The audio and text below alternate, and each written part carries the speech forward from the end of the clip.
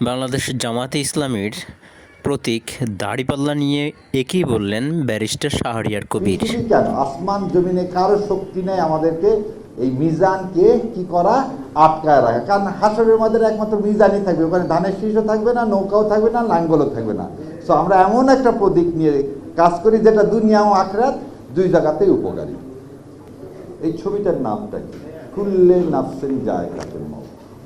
সেটার ধরন যেরকমই হোক, সেটা কলার চোচায় পা পিছলে যান, ফাঁসির দড়িতে যান, আর এইভাবে হোক, তার মানে মৃত্যুর স্বাদ আমাকে গ্রহণ করতে হবে।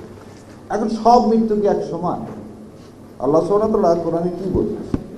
যারা জিহাদ করলেন আর যারা ঘরে বসে থাকলেন তাদের কি একই রকম সমান মর্যাদা দেওয়া হবে? আল্লাহ বললেন না। সো এই ছবির এই ভাইয়েরা, আল্লাহ ওনাদেরকে জান্নাত নসিব করুক, ওনাদের শহীদ হিসাবে কবুল করুক। এই জন্য আমরা কি করব? We feel proud. কেন? যখন একজন শহীদকে জিজ্ঞাসা করা হবে তুমি কি চাও আমার কাছে, সে বলবে আমি আবার দুনিয়াতে যে আবার শহীদ হয়ে যেতে চাই। তাহলে এই যে মর্যাদা, এই মর্যাদা কিন্তু আমার আপনার সবাইকে চাইলেই পাওয়া যায় না। এই কথাটা কি কারণে বললাম? আপনারা এমন একটা শহীদি কাফেলার অংশ, এবং আল্লাহ আপনাদেরকে সবাইকে এমন একটা কাফেলায় সংযুক্ত করছে যে কাফেলার দুনিয়া এবং আখেরাতে কোনো জায়গায় লস বলে কিছু নেই। দুনিয়া এবং আখেরাতে লস বলে কিছু নেই। আমরা এমন যদি ব্যবসার চিন্তা করি তাহলে এমন একটা ব্যবসা করি দুনিয়াতেও আমরা কি হচ্ছি, আল্লাহ সম্মানিত করবেন। আল্লাহ যদি ভাবেন আমাদের ক্ষমতায় পাঠানো উচিত, কারণ সূরা বাকারার লাস্টের আয়াতে বলছে আল্লাহ এমন কোনো ভার আমার উপর দিবেন না যে ভার আমি বহন করতে পারবো না। তো যারা বলেন জামাত ইসলামের জনপ্রিয়তা উঠে যাচ্ছে, আবার জনপ্রিয়তা নিভে যাচ্ছে, প্রথম আলো দেখতেছেন কি করলো, জামাতেরটা ঠিক রেখে 1300 জনের উপর একটা সার্ভে করে বলে দিল জামাত 26% পাবেন আর বিএনপি 63% পাবেন। ওনারা 63 কেন, ওনারা 93 দেয়। কারণ ফয়সালা প্রথম আলোর হাতে না, ফয়সালা হচ্ছে মালিকুল মুলকের হাতে। তো মালিকুল মুলক যদি ভাবে যে জামাতে ইসলাম আজকে উপযুক্ত এবং জামাত ইসলাম ইনশাল্লাহ এ দেশ চালাতে সক্ষম, তাহলে অবশ্যই নিয়ে যাবেন। এবং পৃথিবী কেন, আসমান জমিনে কারো শক্তি নেই আমাদেরকে এই মিজানকে কি করা, আটকায় রাখা। কারণ হাসরের মধ্যে একমাত্র মিজানই থাকবে, ওখানে ধানের শীষও থাকবে না, নৌকাও থাকবে না, লাঙ্গলও থাকবে না। সো আমরা এমন একটা প্রতীক নিয়ে কাজ করি যেটা দুনিয়া ও আখিরাত দুই জায়গাতেই উপকারী। আপনাকেই বলছি, ইন্স্যুরেন্স করলে সিটিতে সুরক্ষা পাবেন নিশ্চিত। দ্বিতীয় একটা কথা বলি, অনেকে আমাকে টকশো নিয়ে বলে আপনি খুব জোরে জোরে কথা বলেন, চিল্লায় কথা বলেন, রাগ করেন। 17 বছর মিথ্যা শুনতে শুনতে কান দুইটায় ধাপা পড়ে গেছে। ধাপা পড়া বোঝেন? আমাদের নর্থ বেঙ্গলের লোক বলে যে অনেক সময় কানে উপরে যখন উঠবেন দেখবেন কান বন্ধ হয়ে যায়। তা আমাদের কান বন্ধ হয়ে গেছে। আর যাদের যাদের কান খোলা ছিল তারা ছিল হচ্ছে আয়না ঘরে। তা আজকে যারা এই বাংলাদেশের জমিনে যে মানুষগুলো আছে, এই মানুষগুলোর কানে ধাপা আছে, এবং ধাপা পড়া লোক হলে জোরে কথা বলতে হয়, নাহলে তার কানের মধ্যে সেটা প্রবেশ করানো খুব কঠিন হয়ে যায়। সেই জন্যেই আল্লাহ সুবহানাহু ওয়া তাআলার কাছে আমি সবসময় দোয়া করি, রব্বি ইশরাহ লি সাদরি ওয়াসসির লি আমরি ওয়াহলুল উকদাতান মিন লিসানি ইয়াফকাহু কাওলি। আমার কণ্ঠকে ইসলামের জন্য এমন করে দাও যে ওই কানের ছিদ্রবার ভেদ না, ওই কান পর্যন্ত যেন পৌঁছায় দেয়। ছিদ্রবার ভেদ করে দিলে তো ছসা হয়ে যাবে। সো ওই পর্যন্ত পৌঁছায় দেখ যাতে আল্লাহ এই জমিনে ইসলামকে কায়েম করে। আর আরেকটা জিনিস আপনাদের সবাইকে সবার মাধ্যমে, আওয়ামী লীগের ভোট বলে কিছু নেই, মুসলিম লীগের ভোট বলে কিছু নেই। আমরা একটা ভোটের রাজনীতিতে আমরা বিশ্বাস করি না। আমরা কিসে বিশ্বাস করি? ক্ষমতার মালিক, সার্বভৌম ক্ষমতার মালিককে মালিকুল মুলক কে আল্লাহ সুবহানাহু ওয়া তাআলা। আর সূরা ইমরানে কি বলতেছেন? আমি যাকে ইচ্ছা তাকে ক্ষমতা দিব, যাকে ইচ্ছা তার কাছ থেকে ক্ষমতা কেড়ে নিব। আমরা কি 24 সালে জানতাম শেখ হাসিনা এইভাবে পালায় যাবে? সত্য কথা কি আমরা কেউ জানতাম?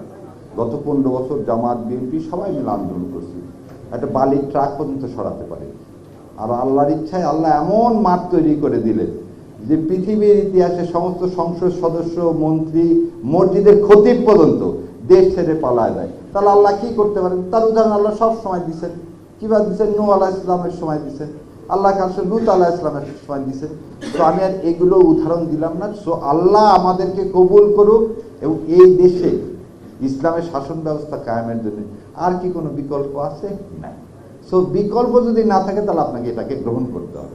যারা আমাদের সমালোচনা করেন তাদের কাছেও আমার আহ্বান, ভাই বিকল্প তাহলে আপনি তৈরি করেন, করে ইসলাম কায়েম করেন। যদি না মনে হয় জামাত ইসলাম ভালো, ঠিক আছে, আপনি করে ইসলাম কায়েম করেন। আর যদি না করতে পারেন তাহলে জামাত ইসলামকে ভোটদান করেন, কারণ আপনার উপর এটা ফরজে কিফায়া ইসলাম কায়েম করা। সো আল্লাহ আমার এই শহীদ ভাইদের মানে বদলে, খালি শহীদ না, যারা আরও শহীদ হয়েছে তাদের বদলে আল্লাহ এই জমিনে ইসলাম কায়েম করুক। আর আপনারা আমার জন্য দোয়া করবেন, আল্লাহ যেন আমাকে এই পথে সারা জীবনের জন্য কবুল করেন। আর ওই যে আর একটা জিনিস সবাই দেখবেন বলে যে বট বাহিনী শিবির খালি কি বলে, কাউকে গালিগালাজ করে। এটা একদম খুব পরিষ্কার করে খালেদ মহিউদ্দিনকে বলে দিচ্ছি। দেখেন, আমাকে পুরস্কার ঘোষণা করছে, আমাকে মেরে ফেলে দেওয়া হলে 30 লাখ টাকা দেওয়া হবে। এটা কিন্তু খালেদ মহিউদ্দিনরা বলেন না। আমার কিছুর জন্য, আমার জীবনের জন্য মূল্য ঘোষণা করা হয়েছে। তাই বলছে আমার মূল্য তো আল্লাহ নির্ধারণ করে দিচ্ছে, তোমাদের তো দরকার নেই, এবং টাকা লাগলে আসো আমি দিয়ে দিচ্ছি।